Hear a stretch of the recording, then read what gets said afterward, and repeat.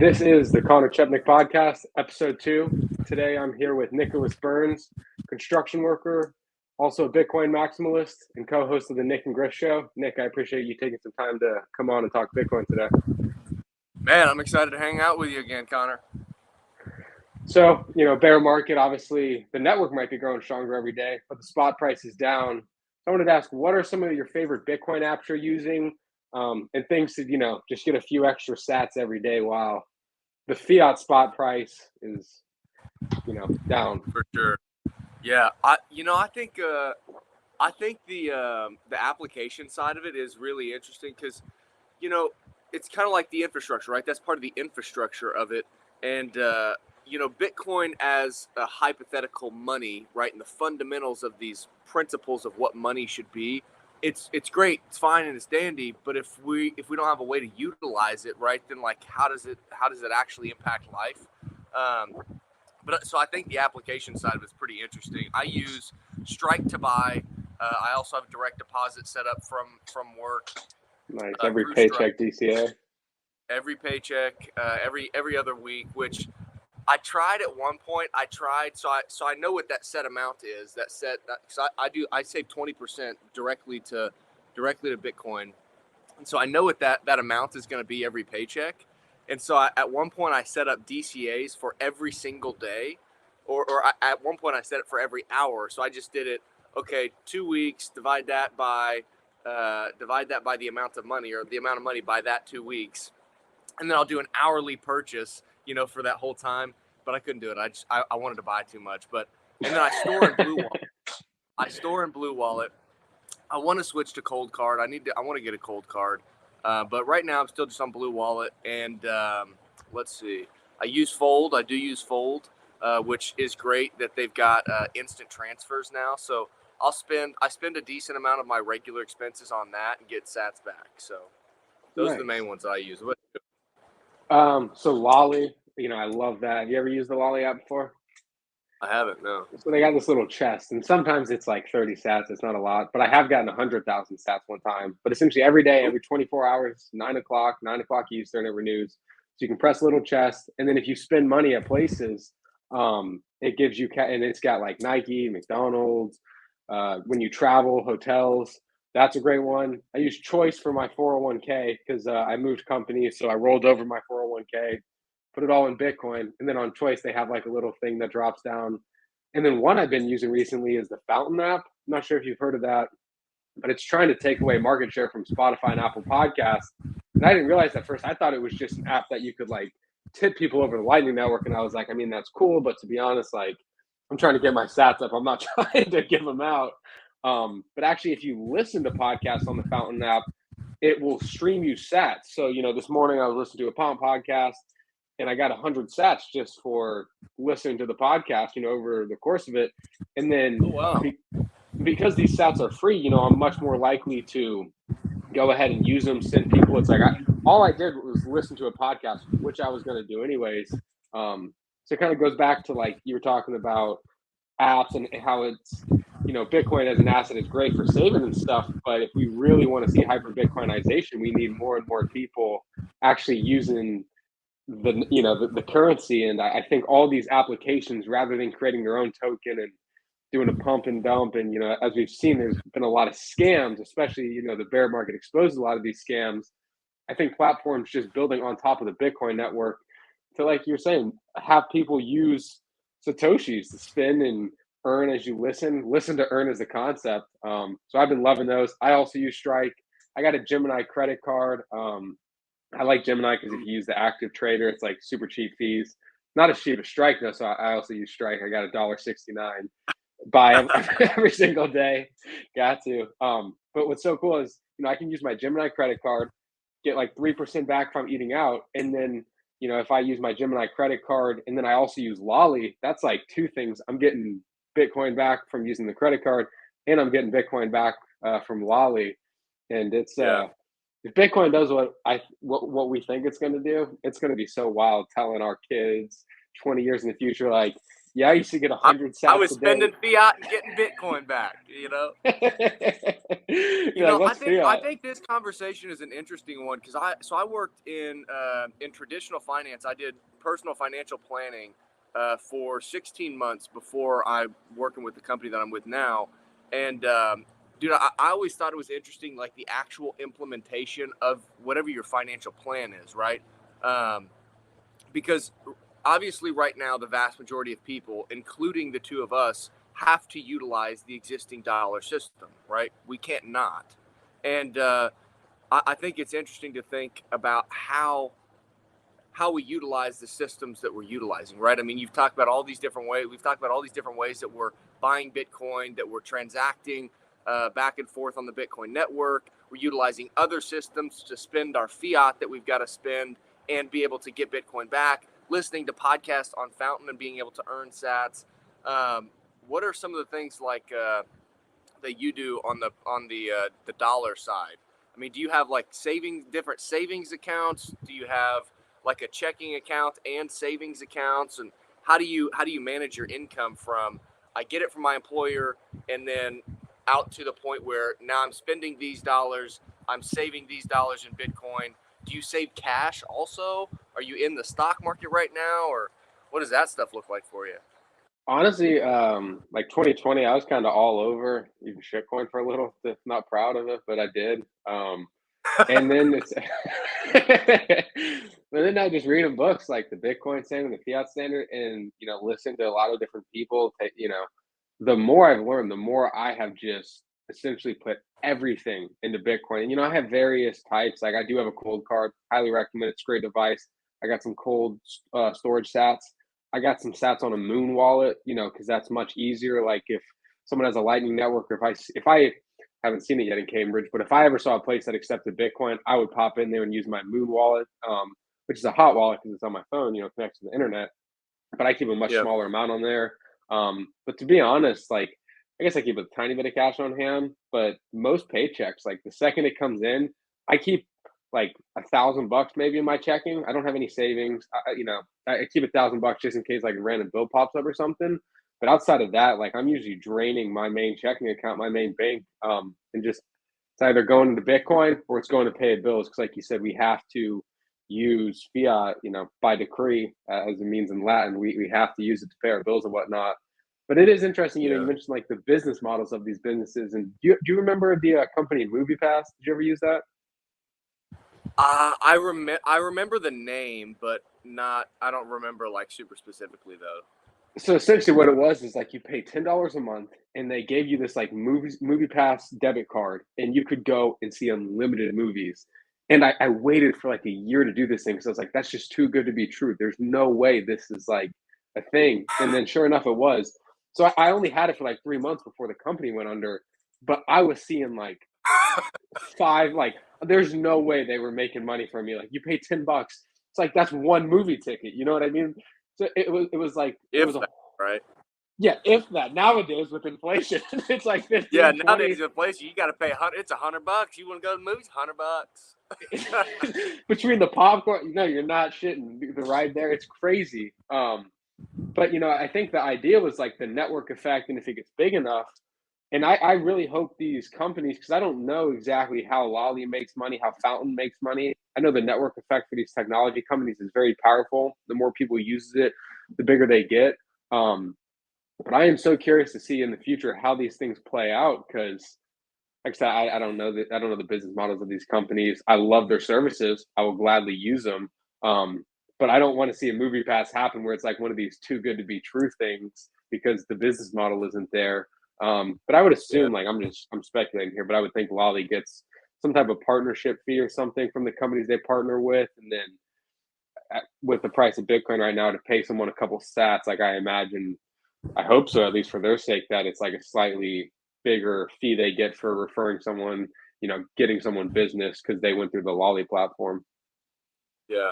You kind of brought up an interesting piece, and it made me think about the last conversation we'd had on our show, but about this orange pill that opens your eyes to the world, right? And you were kind of mentioning like the business models and how businesses are operating to try to grow and be profitable, right? If you're owning and starting a business, you want to be profitable. You should be profitable if you're providing good value in the markets. It seems like the way that we think about the Wild West, in that there was no rules and things were just crazy and wild and out of control. I feel like is starting to become true of what this legacy financial system has created. I feel like business is done in such a unique way because of the rules of the game, right? And as you and I both know, the incentive structure is not set up for everyone to be altruistic and have love and truth at the focus of their heart, right? And what they're doing. And that ultimately is going to lead you down a little bit of a strange path, and so it'll be interesting to see, as you're kind of speaking to, like, the business models, how does business change over the next 10, 15, 20, 30 years or whatever, as we move away from this system and into this new system. And I think system sometimes uses a bad word, right? But it's systems, right? It's a set, think of it as a set of rules, right? You talk about rules, not rulers. But it'll be interesting how those things change over time, because we obviously have side effects and consequences in our financial system that impact how business is being run. Those are weird things to think about. I was reading a Jimmy Song piece before we hopped on this, Bitcoin song sheet rent seeking. And he was just talking about how in our current system, it's almost like, it's being used like the example of a think tank. People aren't concerned with providing values to their customer. It's, when you're working a think tank, it's just making sure your boss is happy with you, and then you have job security. And I think in this system, to your point, it's like everyone is just incentivized to do the wrong thing. Even companies that do provide value, like Uber Eats, taking an Uber somewhere, it stopped a lot of drinking and driving. It's done a lot to provide value and help people, but I don't think Uber's ever been profitable in their entire time. They went public, and just on the face of it, it's like, that's a good company. Like, that is a legitimate service that people want and need. But in this current system, it's like, what motive do they ever have to be profitable? You can have an initial public offering. If we buy into it as retail investors, we have no say in them making more shares, doing whatever they want to do. And everyone's self-interested. Like you're saying, companies should be incentivized to turn a profit. But because we are all humans, we are all self-interested actors. If I'm sitting on the Uber board and this company goes public and our stock is worth more than it's ever been, why wouldn't I dump? Why wouldn't I dump to get cash and, retire early or start a new, or do whatever I want to do? Which, again, isn't like, I'm not shitting on the Uber board, but just in this current system, it doesn't incentivize people to just constantly create value. And that's why I want to see companies like Lolli and Fountain and a ton more we mentioned succeed, because it's like, I really do value their services. I love clicking that little chest, as stupid as it is, in the morning, getting free sats, listening to a podcast, getting free sats. Like, all those things I think are great. And in this current system, as things just kind of unwind, and I didn't see that speech. Go ahead. I was gonna say, it seems like and another thing that we had talked about previously was Bitcoin or Bitcoin, with the lowercase b or the uppercase b, and the investment side, right? Because there's the hard money, the absolute scarce commodity money, which is Bitcoin with the lowercase b. But the investment side of it that everybody's excited about is Bitcoin with a capital B. And I think it's so cool to see. Just like what we're doing here, right? I haven't met another Bitcoiner and thought, man, I like that guy. I want him to succeed. If I can help him, I want to help him. And that's part of the network. That's the Bitcoin network. There's this different focus on low time preference and truth, and helping each other, right? And working together to grow in this decentralized, following rules type manner, right? It's like, hey, if we could all agree on these protocols and they all seem to help, it all helps me, right? Me, the individual, it helps me because I'm a self-interested actor, right? It helps me. And if I do that and it helps me, and it also helps that guy too. Well, that seems like a good idea. Let's see if we can pursue this. And this has been, 13 years in the making, and it's going pretty damn good, It's funny too, because you would absolutely agree, like, the level of conversation you can have with somebody about Bitcoin that hasn't done the research is capped. There's just certain things you're not able to really talk about, because maybe they don't have the baseline understanding of this or that to really understand what the question is or whatever it may be, right? And so it's interesting whenever you talk with those people, you talk about the price, and it's like, oh, Bitcoin's not doing good at all because it's down in dollar price. And you're like, yeah, I mean, like, kind of. That definitely plays a role in it, right? You can't, I'm not a believer in just ignoring the price, because the price, it tells you something, right? I mean, it's some measure of adoption and consumer, I guess, security in Bitcoin, or I say security, let's call it certainty, right? It seems like it has good merit, right? We should see the price and understand what it's telling us, but it's like, no, because the price of Bitcoin is down right now, that doesn't mean that Bitcoin's not in a good spot. You know, I mean, the network is growing, all the fundamentals. I think you were kind of mentioning it earlier, but the fundamentals of Bitcoin, it's all growing. The total hash rate, everything, it's all growing, you know? I'm so glad you brought that up. It's a perfect segue into the next question. And I also want to mention, it's almost like while the spot price is down, it's almost like a perfect cleansing, because in this current fiat system, you know, Coinbase, like when they first came to the market, like they gave access to they helped give access to Bitcoin to so many people, and they did a good thing. And then down the road, they kind of started shit coining and, you know, helping A16Z dump all these tokens on retail. And it's like the incentives of this fiat system were too, I don't even know what the word is. Like, it's almost, I almost think of it as like a vice. Like, they wanted that money. So, of course, they help A16Z dump on retail because they get money for trading fees. And you know, to your point about like when you know you're talking with another Bitcoin or someone who's put in that time, like your level of conversation was elevated. And I'm happy you brought it up, because the next question I had to ask you is, how have your friends and family been reacting to this recent Bitcoin drawdown? And it's so hard to tell someone who doesn't necessarily kind of see it the same way, like, no, it's like, it's a good thing. Like, all these big hedge funds and venture capitalists and people who are getting leveraged up have been flushed out of the system. All these people who aren't in Bitcoin to spread this decentralized system where you can take actual control of your money and just follow a set of rules and act in the interest of your own self, and, you know, just like be a self-sovereign individual. A lot of these hedge funds and Wall Street traders, they're in it for the profit, which, again, I mean, that's what got me into it. Like, that's not a bad thing, but I don't think a lot of these big players sometimes come in for like the altruistic reasons that, you know, the plebs seem to be in it for. So I'd love to know how your friends and family have been reacting, and kind of what you've been telling them, because I know it's a little harder to explain to someone who hasn't gone down the rabbit hole.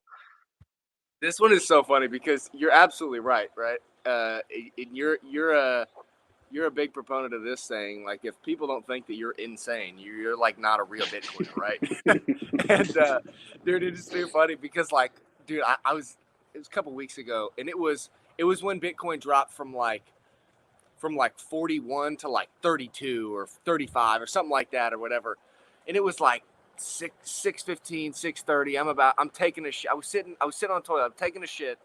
I was on Twitter, and my grandpa calls me. Hey Nick, what are you doing? What are you doing? 6:15 in the morning. I'm like, hey Papa, what's up? And he's like, oh, I was watching the news this morning, saw Bitcoin's down. Are you okay? Are you doing okay? I'm like, yeah, I'm buying more, Grandpa. I'm buying more.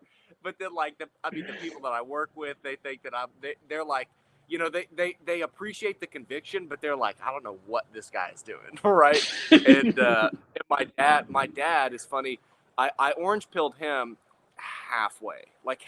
He's at the point where he buys and he owns Bitcoin, but he's more in it for the investment side of it. You know, he hasn't quite dove all the way down it, but every once in a while he's like, damn dude, I can't believe it dropped again. I'm like, yeah, I know, just keep buying. But he'll send me articles and stuff, and I'll talk to my mom and some other people about it. And you know, most of my friends aren't Bitcoiners. Other than Griff, who obviously we've got the show together, and one of our other friends, Nico, he plays kind of the whole game though. He plays like the shitcoin casino. He buys and holds Bitcoin and Ethereum and like Solana, and so he's a little bit more like out into the crypto space.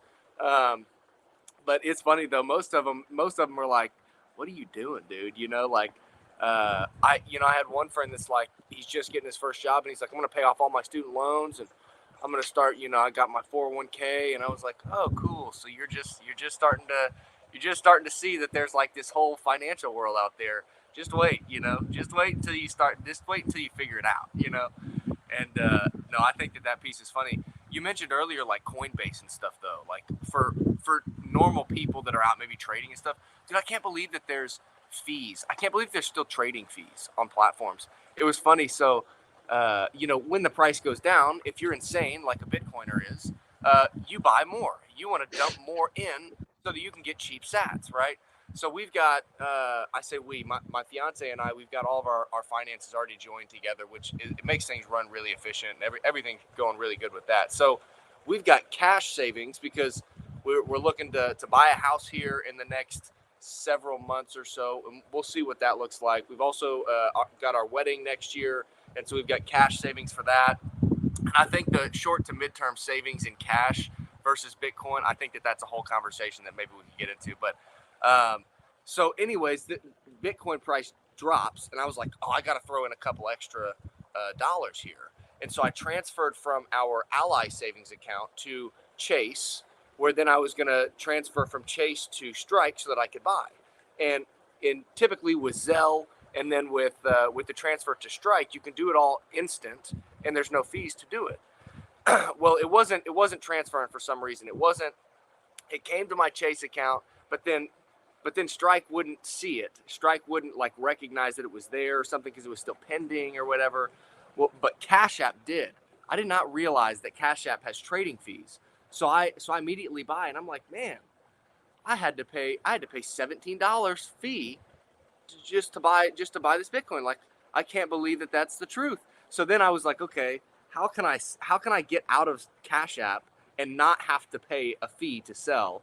So I ended up having to transfer via the Lightning Network, which worked out great, from Cash App to Robinhood, and then was able to then eventually sell on Robinhood for like $100. I made like $100 and just sold, and then put my cash back in our cash savings and just kept my $100. But I'm like, trading fees are like, what are we doing here? This is 2022. This is like Bitcoin free money, and we're paying fees. Well, it's so funny you bring up. It's so funny you bring up Robinhood too, because it's like that was the platform back in like 2017 when I was in college that essentially got me into trading stocks because my grandpa had a Wells Fargo account and he was showing me all this stuff, and I'm like, I'm not like, you got to pay $5 to have execute a trade. Fuck that. Like, I'm not paying $5 to buy stock. So then Robinhood comes along. They eliminate trading fees, but then they do this sketchy, like, what is it? Something to order flow. I forget what the term is. And I'm pretty sure Bernie Madoff was the person who came up with it. I saw Gary Gensler was on, I think it was Jon Stewart's podcast, and Jon Stewart was taking a jab. He's like, who made payment for order flow? I think that's what it is. He's like, Bernie Madoff came up with that, the dude who made the infamous Ponzi scheme. And I have such conflicted feelings because I'm happy to see Robinhood, finally you can send and receive out your Bitcoin on their platform. And I do appreciate what they did to give the little guy, give retail access to the markets without a trading fee. And then everyone else had to follow suit because it's like Robinhood was growing so fast. And all these old brokerages like Schwab, Wells Fargo, Bank of America, Merrill Lynch, all of them were like, well, we got to take away fees because we can't, compete if we have trading fees. But then at the same time, it's like, makes it so much harder for retail to compete because, the big players like Melvin Capital and Citadel picking up pennies in front of the steamroller, just executing their trade a nanosecond beforehand, taking a penny. But if you do that for a billion trades, I mean, that's a lot of money that adds up over time. So retail gets kind of screwed. But I am hopeful that more and more platforms will kind of have to go the Strike route and really significantly drop their fees because Strike is going to just make it so much more efficient and just get all this market share. And that's one thing that, I just started, like, I'm only like 12 pages in. So maybe take this with a grain of salt, do your own reading. But the next question I have for you is what books are you reading right now? And I just started Mises's Human Action. Pretty sure like Ludwig von Mises is a big Austrian economist. And he was saying how it's like the system that the British and the French created with capitalism, or maybe he was talking about Marxism. He was just saying that like an entrepreneur comes in and makes something more efficient, and then everyone else has to follow suit, like Robinhood did with trading. And in this current Keynesian economic system, it's like they're trying to protect the legacy businesses. Like, no, you can't have this more efficient thing. They like try and protect these older businesses who aren't providing legitimate value, but were just, you know, market actors to begin with. And it's like we should be trying to incentivize the most efficient things. So we just get to this point where we are living in a world of abundance for everyone. Like I genuinely believe we could have a world of abundance for everyone. And in our current system, it just incentivizes all the wrong things, and it tries to protect the legacy players, and it tries to make it so they don't have to worry about innovating. They can just keep paying their employees. They can just keep doing their thing, keep it, keep the status quo. When in reality, it's like if we just let people innovate, I think, and that's what we optimize for, just maximum efficiency. I think we would have a much better system overall than if we were constantly trying to protect these legacy players claiming they were too big to fail, this and that. And clearly, clearly they weren't. I mean, look at like it's such BS that Citadel and Melvin Capital and that look good. Is that some steak? Well, so what's the deal? This is my fiance, Janae. Hi. Hi, Janae. Nice to meet you. I'm Conor. What we got going in I made pulled pork overnight, and Nice. I was just transferring into Proof another of dish, work. and overnight. I just made a bite of it, and Bitcoin stuff. I brought Nick a bite, so it's really Delicious. Man, I'm jealous. I want some pulled pork. Well, you were saying books. It's funny. I love reading personal development. I don't know how big you are on routines and things like that, but that's like a whole other side passion that I love. No, I have not dove into Bitcoin from a book standpoint, which is strange because typically I do that for everything else that I do. I've only read the Bitcoin Standard. Okay, I was going to ask that. That's a nice. That's a must. And I'm currently reading The Bullish Case for Bitcoin, and I love The Bullish Case for Bitcoin. It's really good. Most of the reading and stuff that I've done for Bitcoin has been Bitcoin Magazine articles, which, by the way, your article is really good. Love it. Thank you. Love that. That's super dope. That. I think that it's so cool that you've got an article for Bitcoin Magazine. I'm sure you'll write more. I think that's super, super cool. So congratulations on that. Appreciate it. I did read that. That was a super slick little article. But yeah, I mean, I read Bitcoin Magazine articles. I interact with people on Twitter. And then Griff and I get together and just kind of formulate our own ideas. And but I do need to read more to kind of bring things a little bit more full circle. But it's been interesting, almost in a sense, not having read a ton about it, because I feel like it's more so like just conversations and interacting with people that has formed my opinion on Bitcoin. And I was thinking about this yesterday, like with the podcast, when it's a bear market like this and things are just kind of boring and it's choppy, and we traded sideways for a little while and then we had 2 hard drops, and it's like, I don't really care. I just want to stack my sats and do my deal. But with our podcast, I mean, we're talking about this shit every single week, and we got to be ready to go, right? And so sometimes when it's boring like it is now, it's like, man, I wish I could just stack my sats and stay quiet about what's going on, but I can't, And so it's kind of been interesting to think about. We're almost like we're connected to Bitcoin, but we're disconnected from everything else, in the sense that, like, I typically throughout the week I'm interacting with people on Twitter, I'm reading some articles, and then I'm hopping on to talk with Griff about what's going on in the Bitcoin world, this past week. And it's kind of been interesting. It's almost like Bitcoin is like a little isolation tank from the rest of the world for myself, where everybody else thinks I'm a lunatic. And then I get to hang out with like the Bitcoin plebes on Twitter and hang out with Griff. And if we've got a guest that week, we get to hang out with a guest. If not, it's just Griff and I hanging out. And we're basically just like a couple of psychopaths hanging out, talking about how we think the world should be different, And it's been a ton of fun, for sure. And hey, get to meet people like you out of the deal, I'm winning for sure. Well, dude, amen. We talked about like our friends and family, and it's like obviously we love them all to death. But when someone's like, "Oh, like you must be so sad, like half your net worth in fiat terms just got cut in half," and it's like it's so hard to explain to them, like, every metric in the network. It's good to see the whales giving some Bitcoin. You know, the amount of wallets with 1 million sats is hitting new all-time highs. The hash rate's hitting new all-time highs. Like every metric in the network is growing stronger.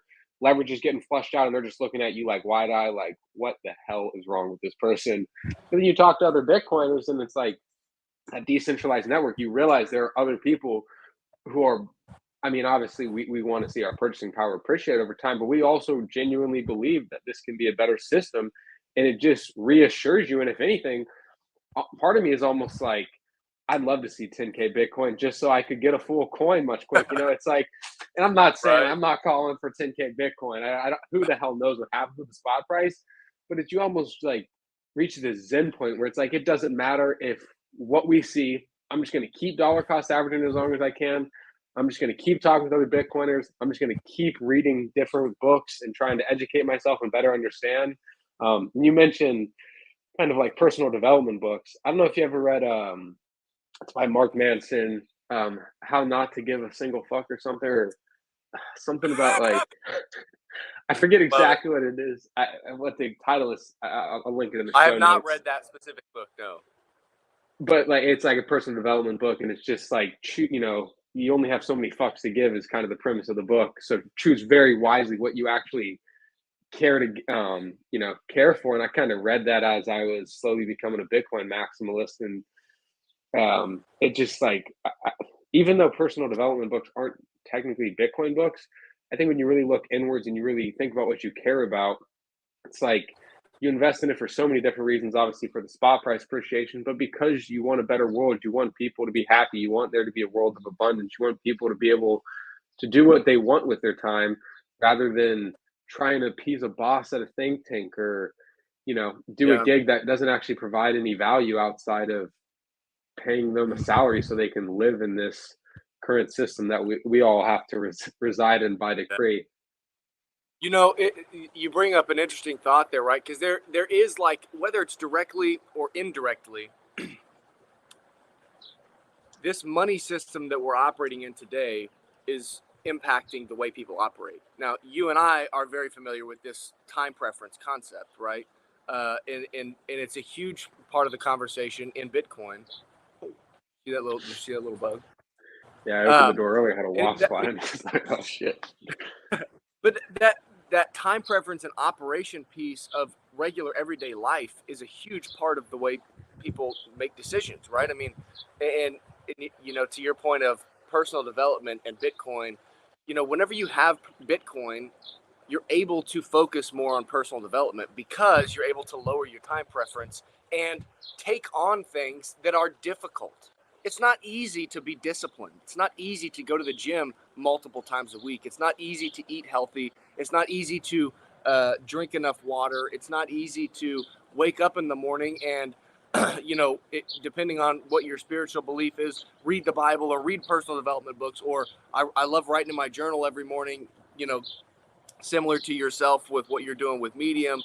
You know, I write in that every day. I've got certain things that I do with Janae, my fiance, at night, where I'll read to her at night, which has been kind of a fun way to. I hate sleeping with the TV on, dude. I hate sleeping with TV on, but Janae loves going to sleep with the TV on. So what we found is if I read to her, she can go to sleep pretty quick, and I get to finish my chapter of reading for the day, and we get to both learn something together, and I don't have to sleep with the TV on, you know. But it's difficult to do those things. It's so damn difficult to do those things. And if you've got external forces that are forcing you to think about right now, today, instant gratification, and this goes to money, right? We know that money is I don't know that I would say that money is the root of it. Although the Bible does say the root of the love of money is the root of all evil, right? Which, you know, you could very easily tie that into fiat, right? But it's like if you know, then tie social media into it, right? I mean, how much does that affect your ability to focus on things, your ability to stay in your lane and run your life the best that you can, right? It's so easy to fall into the comparison trap of this person's doing that and that person's doing this and I'm only doing that. Well, I'm not good enough. And it's like, that's not true though, you know, because Connor, what is a great killer week for you and what is a great killer week for me, they're two different things because we don't do the same thing. We don't have the same life, right? And so you got all these factors that are pushing people to think about right now, and not prioritizing what is difficult today for what is better in the future, you know? And I don't think that that's good for humanity, you know? We got to focus more on the future. And if that means it's difficult right now to do some things, dude, that's the price. You got to pay the price. It's proof of work. It's proof of work. It was funny. We were over at Janae's parents yesterday, and we went over there after work, and we spread out a ton of mulch all over their garden.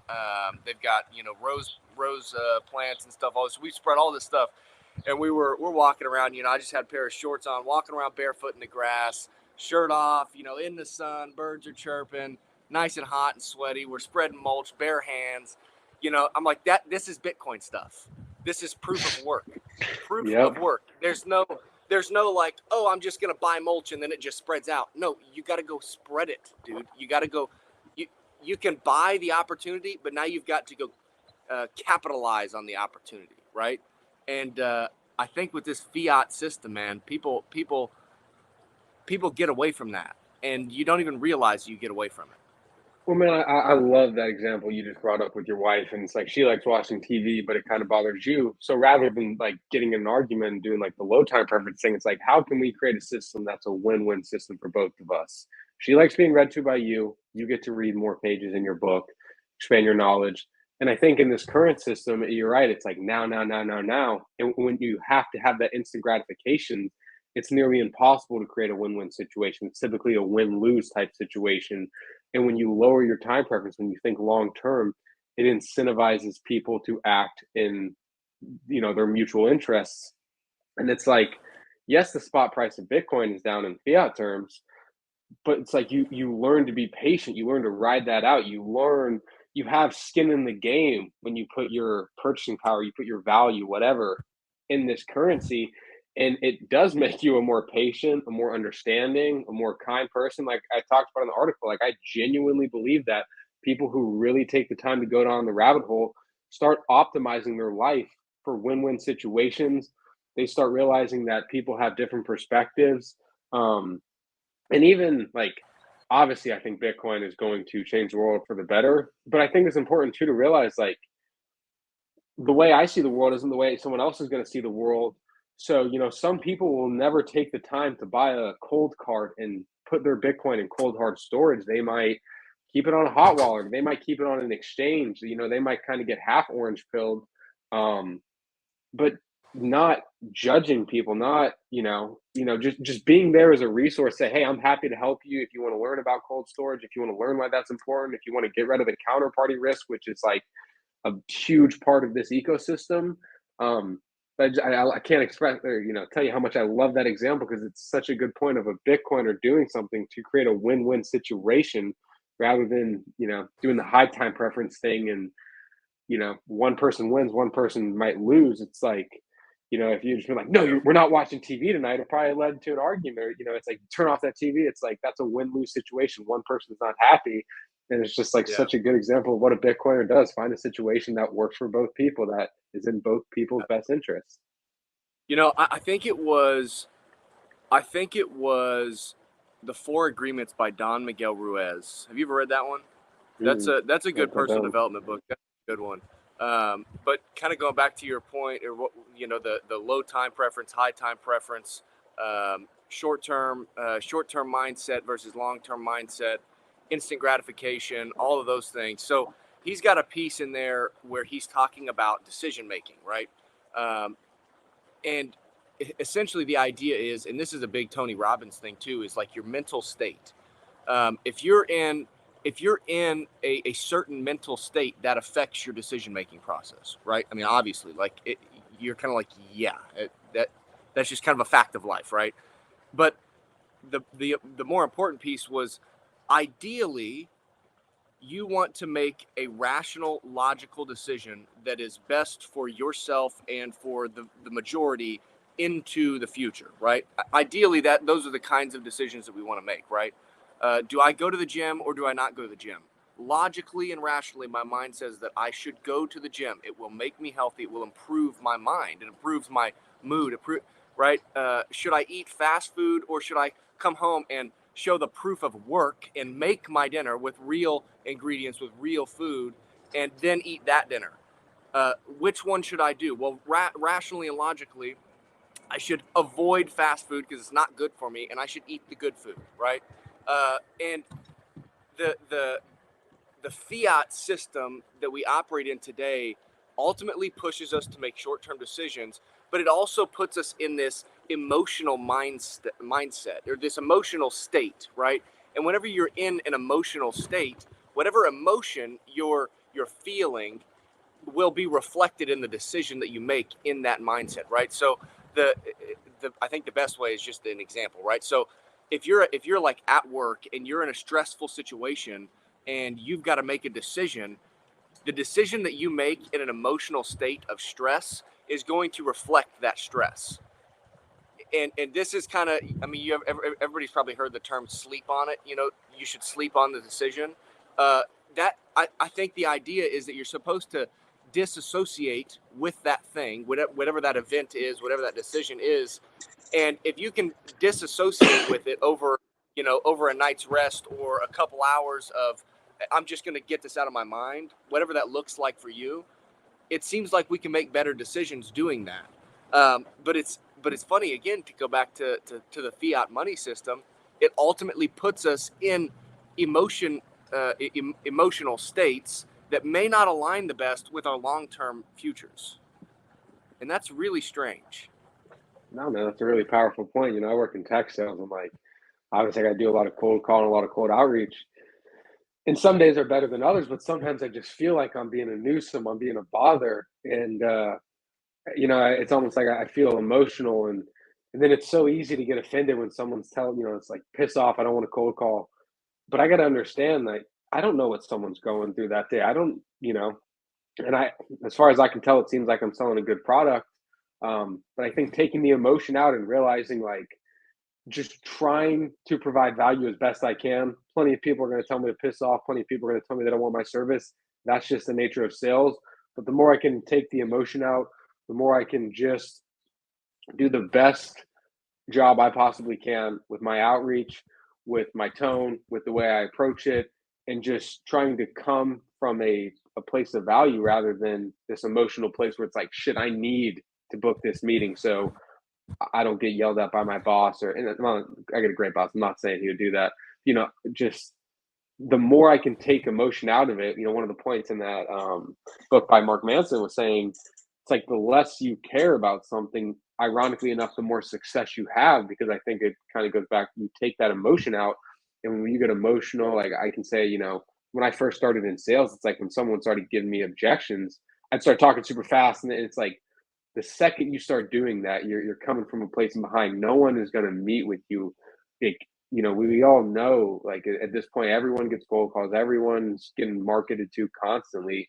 And it's like the more cool, calm, and collected you can stay, the better off you'll be, which isn't always easy, but I think it just goes to kind of, you know, a lot of the points we talked about earlier, lowering your time preference, getting a routine, just putting these things in place, and then detaching all your worth from it, focusing inwards and realizing you are not your job. You're so much more than that. And it'll help you be I need to take these lessons to heart. It'll help me be a lot less emotional in my job. Yeah. You know, I think the more that I think about it, the longer that I'm in, you know, because I haven't been in Bitcoin for that long. It's probably been 8 or 9 months for me. And so I'm still very fresh, although I dove down the rabbit hole and I've done the vast majority of the research. Maybe haven't read all the books like I mentioned earlier, but you know, like I understand what Bitcoin is to you know, for the vast majority of it, right? And it seems to me, my thought is that Bitcoin is more so an idea. You know, sure, Bitcoin has this physical like code and good. Is that loud? That's kind of loud. No, it's all good. Don't worry about it. So Bitcoin is more of like a way of life. It's a discipline. It's a mindset. You know, it's not just this monetary system that is superior to all. And it's not just this network investment that's superior to all. It is a way of life. It's the discipline, right? It's, do I go to the gym? Yes, because that's the right thing to do. That's Bitcoin. That's Bitcoin stuff. When we go out to Janae's parents' house yesterday and we spread out, what was that, 25 bags, did they say? Mulch? Yeah. I don't even know. I think it was 25 at least bags. 15. I think it was 25 bags of mulch. That's proof of work. That's Bitcoin stuff. Whenever Janae and I meal prep our breakfast, lunch, and dinner for the whole week, and then we don't have to spend tons of time preparing our meals and eating up time in our day, making it more efficient. That's Bitcoin stuff, right? That's proof of work. And it was with good food. Proof of work and Bitcoin stuff. It's like this, it's a way of life, you know? And I really love that stuff because I am of the belief that we have to operate with authority in our lives. We have to be intentional about what in our lives we give authority to impact our mind. We have to control what we can control and give to God what we don't control, right? And that's kind of the oh, well, if I just don't care about this thing, well, sure, you care about the sale, right? You definitely care about the sale, but hey, if something happens outside of your control, hey, that's okay. That's not me then. I did my piece. It didn't work out this time. The next one, right? It's the next one. Just keep going. Just keep going. And you know how that works in sales. I mean, you know the deal in sales. But yeah, it seems to me like Bitcoin is so much more just, it's a way of life. It's how do you approach life? What's your mindset and approach to life? That's what Bitcoin is. And Bitcoin is about proof of work, discipline, do the right things, right? Operate with truth in your heart and treat others the way that you want to be treated, right? The golden rule. It's like these are Bitcoin things. Us being friends and meeting on Twitter, that's Bitcoin stuff. You know, starting businesses and providing true value in the marketplace, that's Bitcoin stuff, you know? And dude, I'm excited about it. I think the future of Bitcoin is the future of humanity, and I think that it's really bright. You know, I think it's so easy to get caught up in all the bullshit and think that, you know, all this stuff that's happening. You know, we had COVID happen. That was a super strange deal. Then we got all this crazy stuff that's happened economically with the printing of money, and now they're raising interest rates, and we had this huge stock market run, and now it's crashing back down, and then the real estate market cruises up, and I'm sure that's going to start crashing down here at some point. We already know that demand is starting to decrease because cost is going up via interest rates, right? We just had Roe v. Wade overturned. I don't know if we want to talk about that at all, but Roe v. Wade was just now overturned. I mean, it's so easy to get caught up in what's happening day in and day out today in this world and think that, man, I don't know. I'm not so sure about the future of humanity.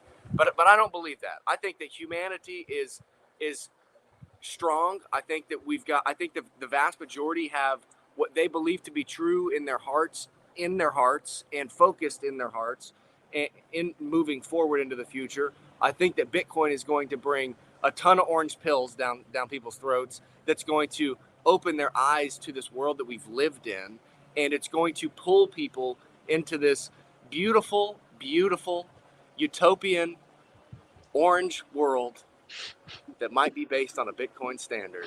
And dude, I'm excited about that, man.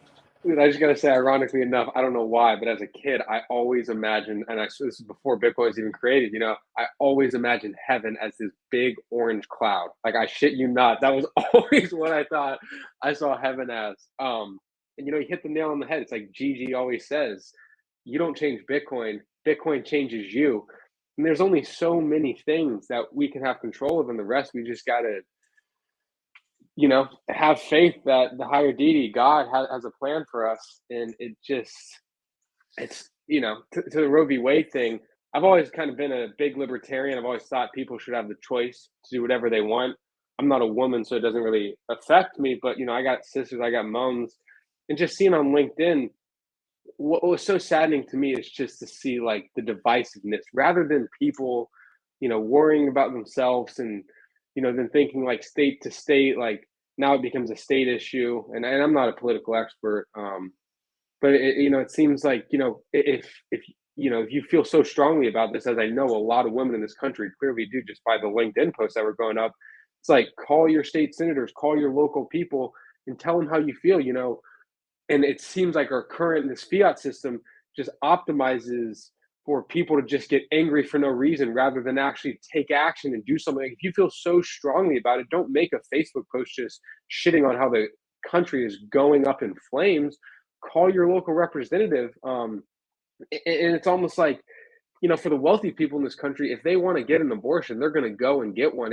It doesn't affect them. It just affects those who don't have the means to travel somewhere. And it was just, and that's that case with, I mean, gun rights and with whatever. It seems like the media is just trying to provoke an emotion and reaction from people rather than solve a problem, rather than say, all right, you really believe this? Like, try and enact some local change to your local government at the state level. You know, now it just seems like the media is just trying to provoke emotions to get people riled up so they can get clicks and advertise on their own platform, unfortunately. I think you're on mute, Nick.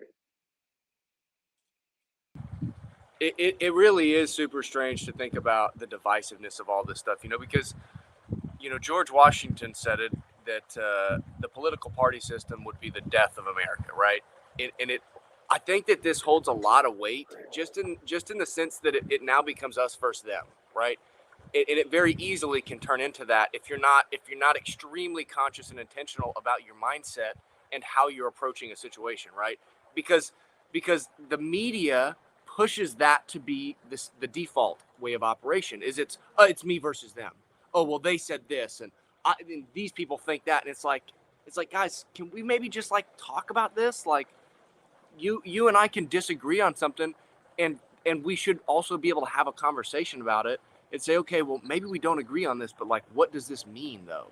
How can we move forward from this? What is the best course of action moving forward? And, you know, I don't know what the answers bring, you know, like who knows what the answers are if we're not able to have those conversations, if it's all about, you know, if we have to listen to the message through the gatekeepers of the message, well, then who's really spinning the message? You know, what is the real message? Like, is it the people at the top that are controlling media, that are controlling the message and controlling the spin or the narrative of the message? Or are we getting the real message? I mean, even if you go on and do your own research and you cruise around and read, you know, 10 different articles about whatever the issue is from different sources all over the place, like, I mean, you're probably getting a more accurate view, but maybe you're not. Like, who knows? And I agree, man. Like, the divisiveness is not good. But you know, it's difficult whenever you've got issues where they are heated issues that people feel very passionate about. And then you get into an emotional state, and then you make emotional decisions that may or may not be irrational decisions. You may say things that you may believe deep down in your heart, but maybe you didn't want to tell everybody that thing because now you kind of throw your cards on the table. You know, that's typically not the best way to approach a situation, right? You may believe XYZ, and you may fully believe that in your heart and be consciously aware of that belief, but you may not want everyone in the world to know that you believe that thing, so that you can make the decision on how you want to act with that belief, right? Because you can say, you know, you talk about gun control. You could say, you know what, I believe in the Second Amendment right that we should hold guns, right? But maybe that doesn't mean that you want to go out and you want to, you know, carry a freaking AR around town and say and promote to everybody that you're holding your gun. That may mean that, hey, I believe in this and you can do your thing, but I'm going to store guns in my safe in my home. Maybe you believe the exact opposite and you think that we don't need guns, or, you know, obviously just super exaggerated example, but maybe we don't need guns and we need to take all guns away. But that doesn't mean that I have to, you know, spit in your face and call you a bitch because I think that you're wrong. Like, you should have a belief, but also be able to decide how you want to operate with that belief, you know. And it seems like with the media and with social media, it seems like people are almost forced to throw their cards out on the table and show everything that they believe. And it's like, guys, like, let's slow down. Let's stop being so emotional about these things. But it's difficult because they are emotional, right? I mean, the Roe v. Wade deal, like that's a huge deal. You know, that's a huge conversation to have, and it's very emotional, right? We're talking about potential human life. You know, is that an easy conversation to have? No. Is it easy to have a conversation like that that's completely disconnected from emotion? No, because like dude, you're gonna be a dad, you know. I don't Yeah. have kids of my own, right? But I know that I love my fiance, I love my family, I love my my little sisters, I love my cousins. So like that's emotion, you know. And I can't have a conversation about family without having some connection to the love that I feel for them, right? And so it's difficult to have those conversations and be separated from emotion, but it's like we have to try to do that, you know? Well, dude, you're so spot on. It's like it's so much easier to disagree with someone who you know is trying to seek truth, who you know is trying to find a resolution that's a win-win that works for everyone. You know, back to the gun thing. I had a buddy up here in Massachusetts who's a good friend of mine, not a Bitcoiner, but like this kid is genuinely a good dude, great guy. Played football with him. Only have good things to say about him. And you know, we were staunch opposites on our opinion. You know, after seeing like kind of some of the BS the World Economic Forum pulled in the past 2 years. And I felt very strongly like the right to bear arms is what kept America. You know, we weren't even like perfectly free. It was still kind of a papers please society with the cards in some cities. But it very much seemed that, from my opinion, that guns protected us in some way. But then he felt very strongly that we need to ban ARs.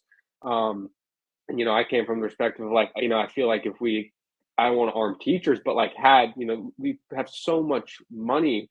Like we can literally print it at the Fed. Like, why can't we pay a police officer to patrol our schools to try and disincentivize violence?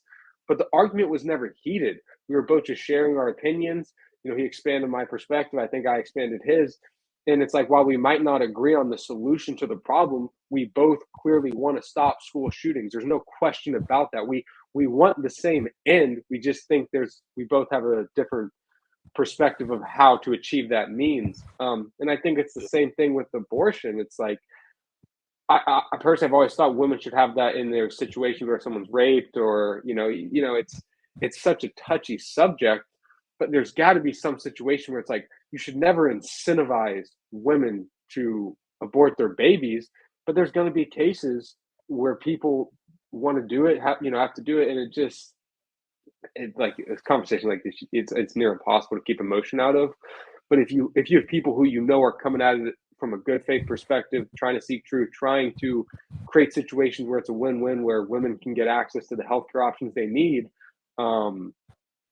it's a lot easier to have a candid and open conversation, not self-censor your stuff.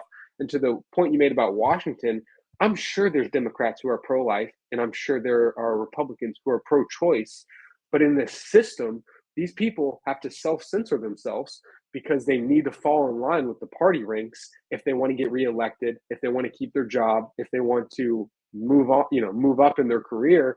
And it's so sad that so much of the population just keeps their mouth shut, with their opinion because they don't want to get canceled, or they don't want to lose their job, or they don't want to get blasted by the mainstream media who make some clickbait article, saying X, said this about what's called again, breaking party lines. And then I think, I mean, not to tie everything back to Bitcoin, but it's like Bitcoin fixes this because it makes the person look inward. It makes them operate in good faith. It makes them try and find win-win situations rather than create a clickbaity article so you can get advertising dollars, which is literally dividing our country. And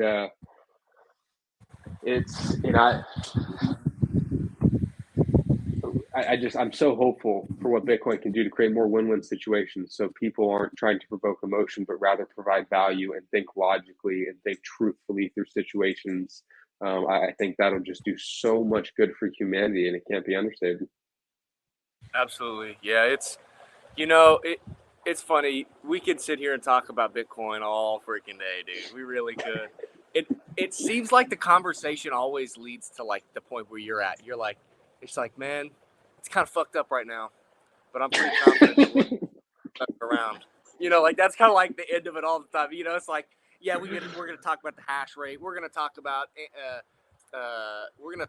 the anonymity of Bitcoin, or maybe lack there, pseudo anonymous. You know, maybe we're going to talk about the cap supply, or maybe we're going to talk about the infrastructure of actually buying goods and services with Bitcoin. But it all ultimately leads to, like, you know, this whole thing's kind of fucked up right now. It's kind of fucked up. But I think we can twist it. I think we can get it turned back around. I think we can get it back on track, you know? Hey, man, like Max Kaiser says, just relentless optimism. You just got to remain hopeful. You got to remain happy. And like you were saying, man, there's only so much we can control as people. And ironically enough, I think the best thing you can do for the world is turn inwards, learn to love yourself, learn to keep an open mind, learn to not take things personally, learn to just accept things for as they are, and control what you can control, which is you. And if you do that, I think you can optimize for a much better world. And it seems counterintuitive because, you know, it's like, how can turning inward make the world that much of a better place? But if you're not so easily provoked by all these clickbaity titles in the mainstream media, if you're not constantly getting emotional over this stuff, you're going to be able to provide value. You're going to be able to help others. You're going to be able to make the world a better place, make the world a place you want to live in. Absolutely. Yeah. I know for myself, I'd like to hear your thought on this. You know, I know for myself as a Bitcoiner, right? Because it's tough to be a Bitcoiner and not operate a little different in your life. And I think for me as a Bitcoiner, how do I reflect these beliefs that I have in my regular everyday operation? It's like, dude, just don't be a dickhead, you know? Just go out and try to do the best that you can do in everything that you're a part of. Keep the truth, what you believe to be the truth, close. Treat people well. Operate at a high level. Hold yourself to a standard of discipline, right?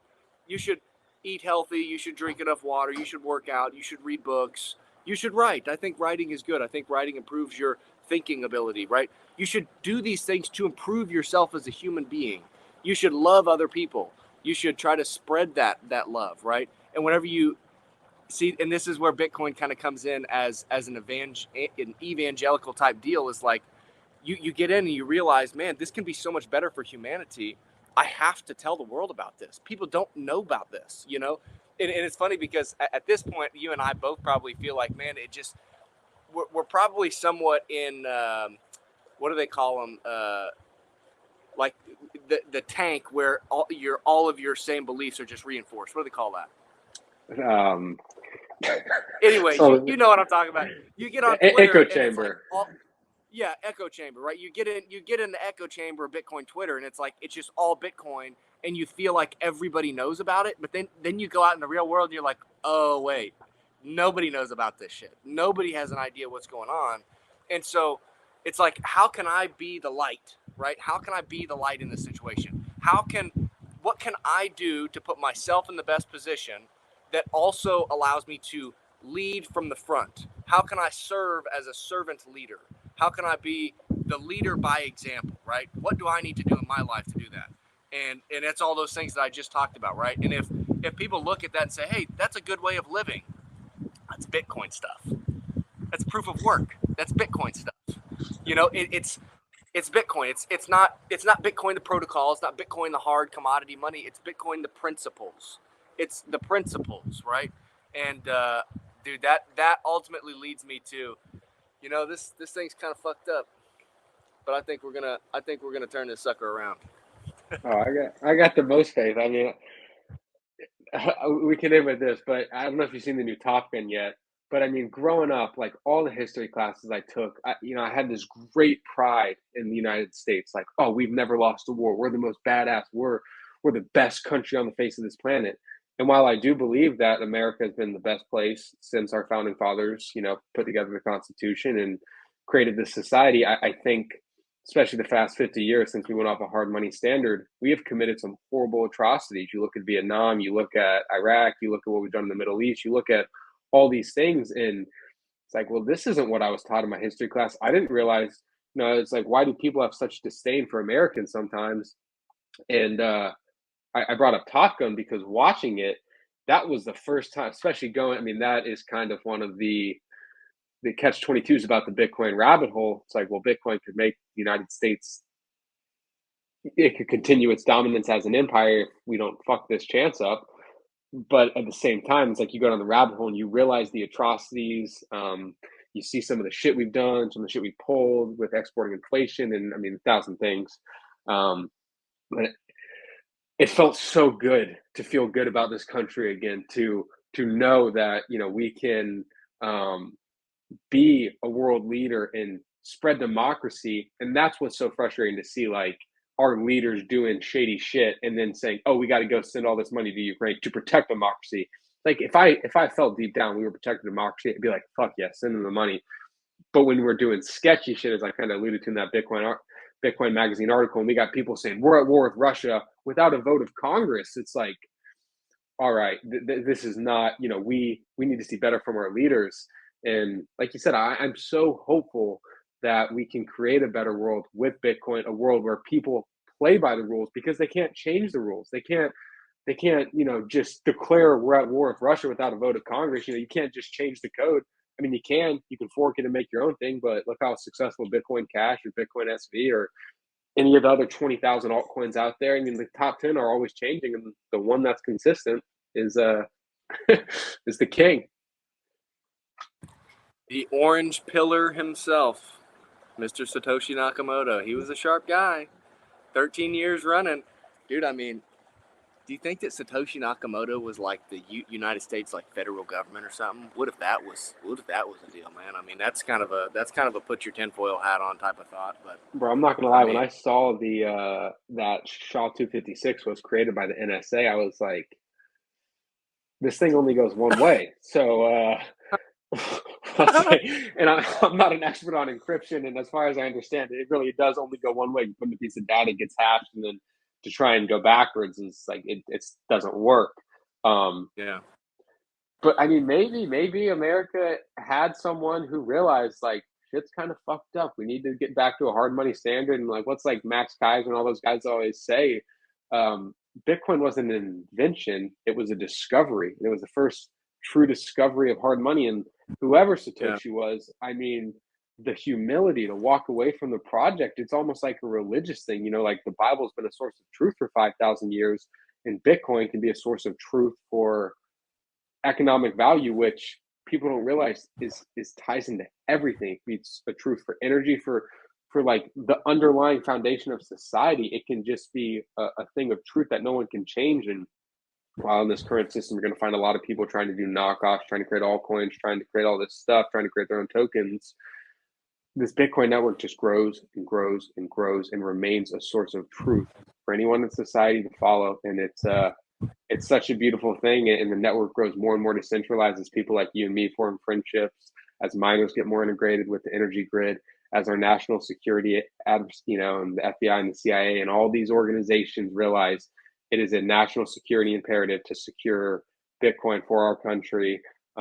And it's beautiful to see also, like, what I'm also really happy to see is that, like, less developed countries are getting in on this, because I think that's going to help them so much. Like, to see El Salvador and the Central African Republic, and, you know, I want more plebs to get in on this than I do the United States government, because I'd like to see their power kind of limited so they can only actually do things that help their citizens, and, you know, rather than some of the sketchy stuff where you get this big police surveillance state. But it's going to do so much good for less developed countries. It's going to do so much good for people, and it's going to create a system where, like, you know, you can lend money, but it's not like you just get this unlimited amount of credit you can receive because you get too big. There's going to be no bailouts. There's going to be no stopping the chain in the same way they stopped GameStop and AMC for these big players like Melvin Capital. It's a set of rules that everyone has to subscribe to, and if they don't, they will they get kicked off the network. They won't be able to operate. Yeah. No, it's beautiful, man. I think that's so true. You know, I think the lending piece is kind of interesting, right? Because currently, right now, I mean, if you did it like by the books and you just went to the bank to get funding for your business deal or whatever it was, I mean, they're creating money, right? The banks create money. It's not just the Federal Reserve. Like, the banks create credit, which ultimately warps and distorts what the real marketplace is, because it's now creating new funding, new credit in the economy. And to Saifedean Amousa's point in the Bitcoin standard, one man's lended money or borrowed money should be another man's foregone spending, right? It should be somebody else's investment and somebody else's liability. That's like double entry accounting, right? Yep. I paid this much for this asset, and that guy got this much for the sale of this asset or whatever, right? And obviously the terms of your lending is obviously that's much more detailed than that, but it's supposed to be one man's foregone consumption and this guy's business opportunity where he's getting an influx of cash in order to go create this thing. And that guy should have to pay for that money, and he's paying this guy for that money for his risk on lending him the money, you know?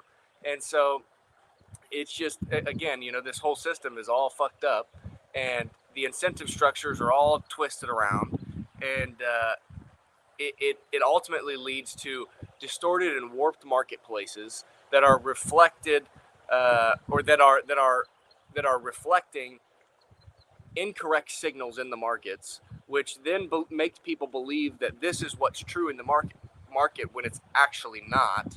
And then so they take actions based on these false narratives, and then that further creates false narratives, because then the next guy sees that guy doing something, he's like, oh, that's how you got to do it. It's just this whole chain of bad shit happening, you know. And it's like, if we can get back to this root of Bitcoin, this truth of sound, scarce money, then that solves so many issues. I mean, because then the marketplaces operate correctly, prices equalize, or not equalize. They find equilibrium. They come back to where they should be. Companies are able to make better decisions because they've got more accurate market information, because the markets are not distorted and manipulated at that point, right? They're more so true. So businesses can make better decisions for the short term, medium term, and long term, right? And that further allows the individual to live a little bit of a better life, because as the largest companies in the country here in the United States are, dude, because we couldn't operate without some of these huge companies that maintain our infrastructures, that produce XYZ products and goods and services, right? That manage the supply chain to make sure that we can all have all the things that we need. Like, we need those things. We need people that run those companies. Dude, humans are smart as shit. We can do so much good stuff when we're given the proper landscape and tools to do it. And when things are twisted and you know, whenever you're building on the sand, it's like the storm's going to come. The storm's going to come. And if you're building on sand and you're not building on rock, you're not going to be in a good spot when that storm comes, right? And so I again, like this thing is all the way fucked up, man. But if we can just hold Bitcoin true, we could push Bitcoin through to the top, as we know it will over time, as more people realize and understand. It's just like the internet. Everybody thought the internet was a fad. Here we are, right? We're literally talking on the internet right now, and it's just the beginning of that. And I think that over time, we're ultimately going to lead into a better world. That I think that young generations that people seem to hate, the Gen Zs. What is after the Gen Z? Is Gen Z the most recent? Millennials. There's Gen Y, there's Gen Z, and then there's millennials. So, you know, I think that the younger generations, I think are starting gonna be able to move into this new changing, shifting world over the coming years, because I think people are starting to realize, like, man, this is kind of fucked up, you know? Yeah, I love the saying that Bitcoin is the freest market in the world, and I love what you said about, like, we're going to find out who's building in the sand and who's building on rocks, and the network just grows stronger and stronger. And sure, while the spot price might go down, all that's doing is showing, you know, the people who are getting caught with their pants down, who are building on sand. All those people get flushed out. All the people who try to lend out their Bitcoin for yield, and all the plebs are just gladly stacking up cheap sats, putting it in cold storage, not worrying about earning freaking yield on an asset that over the course of many years has appreciated millions of percent since it was, you know, first founded. And it's just going to keep washing out all those bad actors. and keep rewarding those who are doing the right things, who are setting a low time preference, who are building on stone rather than sand. But it's going to keep growing more decentralized. The incentives are too beautiful. More relationships like this going to be formed. Nyc, thank you so much for coming on, man. I'm going to have you back on. I'll put at the Nyc and Griff show in the sub notes of this show. Anywhere else you want to send people to find you on the internet? Yeah, Twitter's the main one. Yeah, you come to our Twitter, you can find us all, everything there. So yeah, at Nyc and Griff show on Twitter. And dude, I absolutely appreciate you having me on. It was a fun conversation for sure.